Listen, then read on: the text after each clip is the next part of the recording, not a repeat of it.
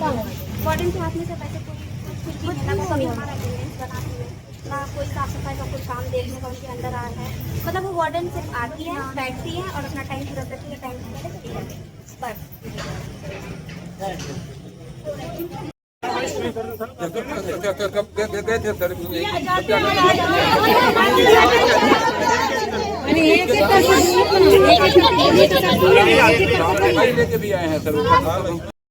कटिहार में GNM school की 54 छात्राओं ने सोमवार को पढ़ाई, प्रशिक्षण और मूलभूत सुविधाओं की कमी के विरोध में कटिहार मनिहारी मुख्य मार्ग को करीब 2.5 घंटे तक जाम कर प्रदर्शन किया। छात्राओं का आरोप था कि विद्यालय में नियमित पढ़ाई नहीं होती, प्रशिक्षण व्यवस्था ठप है और उनकी दिनचर्या केवल खाना पीना और सोना तक सीमित होकर रह गई है। उन्होंने बताया कि 3 बैचों के लिए मात्र एक शिक्षक उपलब्ध हैं, जबकि साफ सफाई और अन्य सुविधाओं की भी भारी कमी है।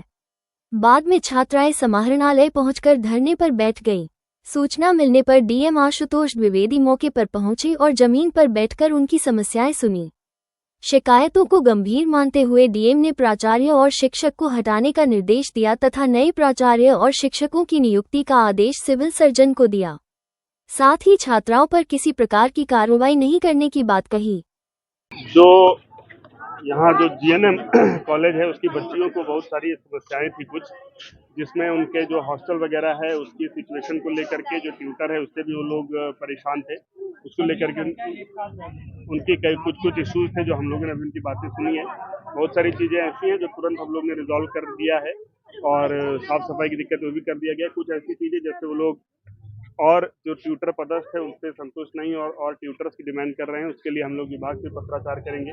ट्यूटर को लेकर के बहुत सारी शिकायतें भी उनकी हैं, तो ट्यूटर के ऊपर भी विधिवत तरीके से जांच करके उनके ऊपर कार्रवाई करने की अनुशंसा हम लोग करेंगे, जिससे डीडीसी साहब को नियुक्त किया गया वो जांच करेंगे। बाकी और साफ सफाई और पानी वगैरह को लेकर की जो समस्या थी वो हम लोग रिजॉल्व कर दिए हैं, वो उन लोग का हो जाएगा। तो बच्चों की जो भी समस्याएं हैं उनके प्रति हम लोग बहुत सजग हैं और जो भी उनकी समस्याएं उनको सुन करके तत्काल उनको रिजॉल्व करने की कोशिश की जाती है और आगे भी ये चलता रहेगा। कोई चीज़ हम सरकार नहीं, बाकी हम भी कुछ साल पहले तक उन्हीं की स्थिति में थे। तो मुझको ऐसा लगता है कि कोई बच्चे हों चाहे या कोई भी जो जनमानस है और जो सरकार के प्रतिनिधि के रूप में उनके समस्याओं को सॉल्व करने के लिए हमको भेजा गया, हम लोग बराबर हैं। इसलिए मुझको कभी ठीक नहीं लगता है कि वो ज़मीन पे बैठे और हम अलग तरीके से बैठ करके उनसे बात करें। जैसे वो ज़मीन पे बैठ करके बात करते हैं, हम भी ज़मीन पे बैठ के बात कर सकते हैं, तो इसमें कोई बहुत ऐसी समस्या की बात नहीं है। बच्चों की और या कोई भी जो व्यक्ति है, उसकी समस्याओं को सुनने के लिए, उसको समझने के लिए हम लोग को उनके साथ में बैठ करके और चाहे बच्चे हों, चाहे हम लोग हों, हम लोग इस पूरे जो सिस्टम है उसका एक अंग है, हम लोग मिल करके उसको ठीक करने की कोशिश कर रहे हैं। प्रिंसिपल पे भी आरोप लग रहा था। प्रिंसिपल और ट्यूटर पे बहुत सारे आरोप लगे हैं। प्रिंसिपल अभी भी उनको सिविल सर्जन साहब ने बुलवाया था, पर वो बिना सूचना के अपने कार्यस्थल में उपस्थित नहीं, अभी भी नहीं आई हैं, जिसके लिए हम लोग डिटेल में कल डीडीसी साहब जांच रिपोर्ट दे देंगे और हम लोग कार्रवाई के लिए विभाग को अनुशंसा भी करेंगे जांच रिपोर्ट आने के बाद।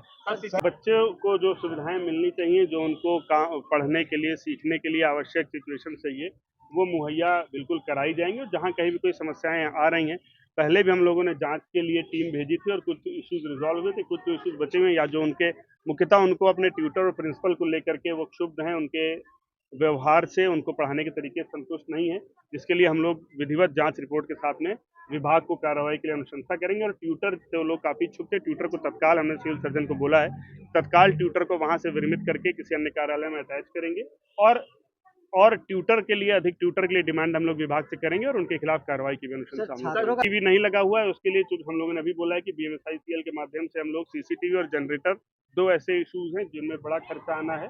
सीसीटीवी और जनरेटर के लिए हम लोग बीएमएसआईसीएल से कल ही उसका एस्टिमेट बनवा लेंगे और विभाग से उसके सैंक्शन के लिए डिमांड करेंगे और जैसे विभाग से अनुमति मिलती है सीसीटीवी और जनरेटर हम लोग लगवाएंगे। सर, बच्चों के ऊपर क्या एफआईआर दर्ज किया जाएगा रोज बाधित करने के? बच्चे देखिए परेशान थे, मुझे अभी और उन लोगों ने अपनी बातें बताई हैं अभी तक, क्योंकि हमने जो भी उनकी बात सुनी है, एसडीओ साहब भी पूरे समय मौजूद थे जब भी बच्चे अपना प्रदर्शन कर रहे थे। तो एफआईआर दर्ज किया जाएगा नहीं किया जाएगा वो एक बाद का मैटर है, उनकी समस्याएं सुनना हमारे लिए जरूरी था। जो अगर उन लोगों ने शांतिपूर्ण तरीके से अपनी बातों को रखा है तो उसमें एफआईआर कोई आवश्यकता नहीं, लेकिन अगर कोई भी किसी भी प्रकार से कानून को अपने हाथ में लेता है या सरकारी संपत्ति को क्षति पहुंचाता है तो निश्चित रूप से उस हिसाब से कार्रवाई होगी। पूरे इस प्रकरण में एसडीओ साहब उपस्थित थे, वो अपना विवेक के आधार पर साफ सफाई को लेकर नगर निगम को साफ सफाई को लेकर के हम लोगों ने एक समस्या ऐसी की है कि वहाँ पर एक ही सफाई कर्मी कार्यरत है। तत्काल जो उनके यहाँ बता रहे कि झाड़ झंखाड़ उगाया है, जिसके कारण उन लोग को ये भी डर है कि बरसात में सांप बिच्छू वगैरह निकल सकते हैं, तो तत्काल हम लोगों ने सफाई के लिए नगर निगम को बोला है, वो कल सफाई डिटेल में हो जाएगी। और हम लोग विभाग से भी बात कर रहे हैं कि जो एक ही सफाई कर्मी उतने बड़े कैंपस की सफाई एक कर्मी संभव नहीं है, तो और तत्काल तो नगर निगम वो कर लेगा, लेकिन लॉन्ग टर्म में और सफाई कर्मी की जरूरत होगी, जो हम लोग विभाग से पत्राचार करके और वहाँ से निर्देश जैसा प्राप्त होगा हम लोग उसको कराएंगे।